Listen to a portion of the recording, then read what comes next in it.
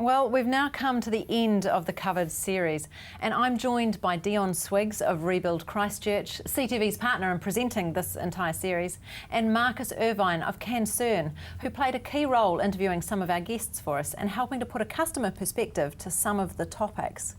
Welcome, Marcus. Thanks, Deon, for coming back in.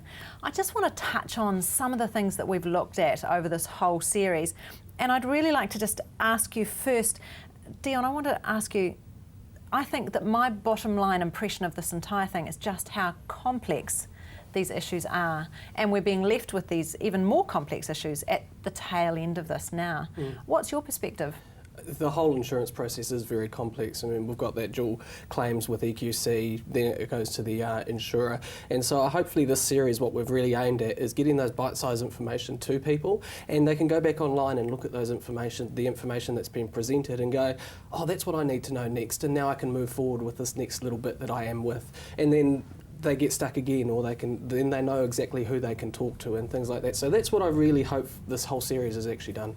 Actually, I think you might be right there. You've touched on the idea of bite-sized ideas, and from my perspective, I think one of the important things is if we can have triggered thoughts in other people to make them then go on and ask the appropriate person. People need to know where they need to go to. Absolutely, and take that next step. Marcus, how has it been from Cancern's perspective? Have we opened up a can of worms? Is it just encouraging people to take that next step?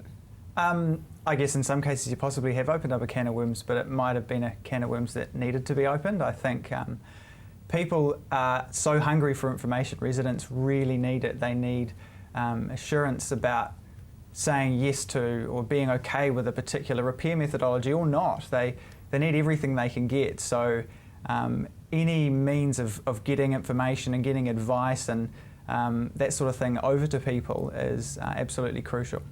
From a technical point of view, Deon, this has certainly opened up an awful lot of issues from geotechnical, engineering, retaining walls, all of these kinds of issues. How's it been from Rebuild's perspective there? Yeah, these are issues that we have come across that have been time and time again on the front of people's minds. And as we start to get into these more complex rebuilds, we're now moving into the stage of those big repair jobs, you know, the more complex stuff. There's going to be a lot more questions by people, and as Marcus just said, knowing where to go to find that information is really important, and you cannot underestimate or you cannot underdefine that amount of importance on that. So I think it's really good that this has happened. Marcus, have you found that people are now starting to skill up themselves and are starting to ask quite technical questions? People's lingos are increasing? Absolutely. Residents I've been speaking to are more knowledgeable than I am.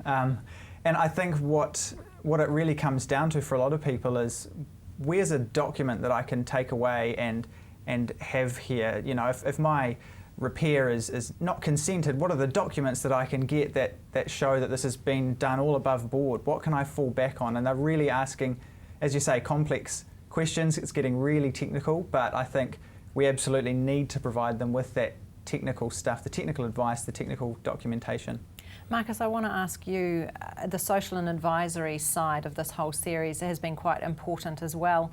How are people actually coping out there? Are they finding the support that they need emotionally? I mean, at 4 years on, it's ridiculously hard for anyone still in this space. And a lot of people aren't coping. There are support services out there, the Residential Advisory Service, Canterbury Insurance Assistance Service, Earthquake Support Coordinators, services like that, which can either take people through their claim or just provide them specific legal or technical advice on it. I think people are starting to use those services a lot more and realise that they are quite helpful in a lot of cases. But I think what it comes back to there is residents having the trust to be able to use those and hearing from friends and neighbours that, oh, I used RAS and it was actually really helpful. But until that point, there's a lot of scepticism about them still in a lot of cases. There's a lot of vulnerable people tend to slip through the gaps still too, because those are the ones who don't necessarily know to stick their hand up or know who to ask. Deon, are you finding that those people are starting to get picked up by friends, relatives, or even just community workers out there? Yeah, I mean, the more information that gets out to people, the more that they're going to refer those on to their friends and family. And there's also the big thing about awareness to make people actually look after their neighbours or look after their family and say, my friend needs some help, we're going to go and try and help them to get that. Help your neighbour or something like that. If they're not getting through this themselves, you might have the information that they need to go and actually have the courage to talk to one of the advisory services or something like that. So as a collective, as a community, we all need to take that responsibility on. It's just like after the earthquake when we all had silt in our yards and things like that. We all got in and dug in, and that's the kind of behaviour that I think is going to get people through this next stage. The Covered series has been incredibly popular, and some of the figures, we're talking 150,000 online plays. That actually really blows me away. There's a lot of people are clicking on these videos to get the information. Is it that they're hungry for the information? Are we covering enough stuff? We're still getting questions in on Rebuild Christchurch for these for this series, and that to me shows that people are still looking for information. But what it does show to me as well, this massive amount of engagement that we have had, is people are starting to know where to look. They're trusting people to go, well, here's my issues, let's forward that on to this person, and hopefully they can help us find to the next step. And 150,000 views on this series just online alone is fantastic, and we know that people are watching it, we know it's engaging people, and hopefully from this more can come. So from your perspective, Marcus, has it been successful from Cancern's side of things? I think it has been successful, especially getting into that sort of nitty-gritty specific stuff.